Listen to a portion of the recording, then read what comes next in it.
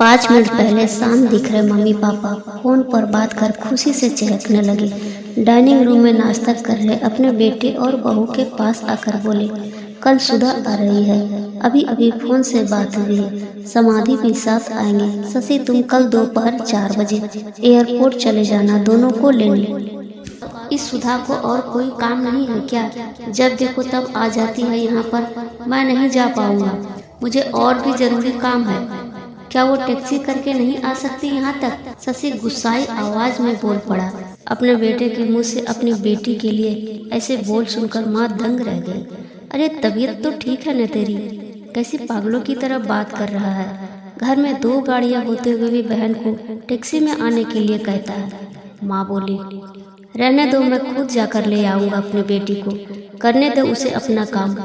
अभी सुधा का बाप जिंदा है और मैं नहीं चाहता कि मेरी बेटी उसके ससुराल वालों से ताने सुनने पड़े कि इकलौती बेटी होते हुए भी उसे लेने गाड़ी नहीं भेजी या उसके स्वागत में कोई कमी रह गई। पापा ने बेटे को अपनी नाराजगी जताते हुए कहा, आप दोनों समझते नहीं हो मम्मी पापा, वो जब भी इस घर में आती है तो सारी दिनचर्या बिगाड़ देती है। वो तो आराम से बैठी रहती है किसी महारानी की तरह, हम सबको उसके स्वागत में लगाना पड़ता है। मेरी पत्नी का तो पूरा दिन दीदी और जीजाजी के आगे पीछे उनके ऑर्डर पूरा करते हुए निकल जाता है।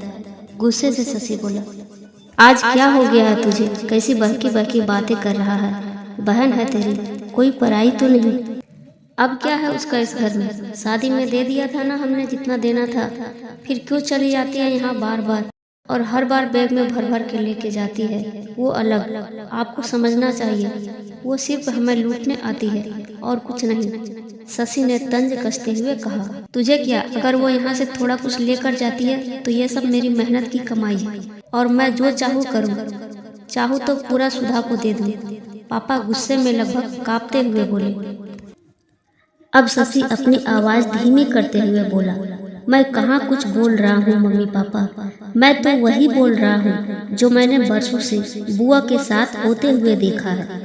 आज अपनी बेटी के खिलाफ 2 शब्द क्या सुन रही है? आप तो गुस्से से लाल हो गए। जरा सोचिए, जब आप बुआ के साथ ऐसा व्यवहार करते थे तब दादी को कैसा लगता हो? बुआ जो हम पर इतनी जान छिड़कती है, आपने कभी उनके और उनके ससुराल वालों के मान सम्मान के बारे में परवाह नहीं की।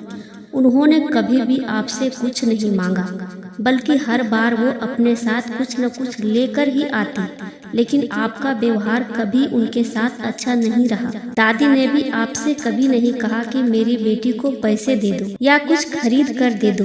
फिर भी दादी को आपके यहाँ इतनी भी परवाह नहीं थी कि वो अपनी बेटी को कुछ दिनों के लिए अपने पास बुला के रहने दे। अपनी बेटी का ऐसा अपमान वो सहन नहीं कर पाई, इसलिए वो गांव में पुराने घर में अकेली रहने चली गई। बुआ भी अपना अपमान सह लेती, पर आपने उनके पति का भी मान सम्मान नहीं रखा, इसलिए उन्होंने भी हमारे घर आना जाना छोड़ दिया।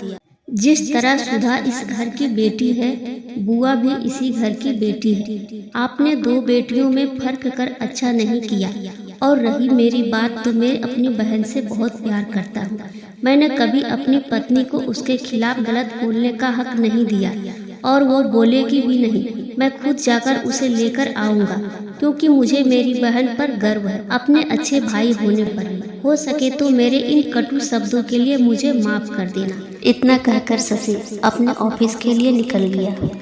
माँ और पापा का सिर शर्म से झुक गया। थोड़ी देर की शांति के बाद पापा ने हिम्मत कर अपनी बहन को फोन लगाया। बहन के फोन उठाते ही वो फूट फूट कर रो पड़े और बोली, दीदी हमें माफ कर दीजिए। इतने साल आपके साथ जो भी दुर्व्यवहार किया उसके लिए हम सच में शर्मिंदा हैं। दीदी आपकी बहुत याद आ रही है, आप अपने घर आ जाइए हमसे मिलने। अगर आप कहो तो मैं आ जाता हूँ आपको लेने। दूसरी तरफ दीदी भी रो रही थी।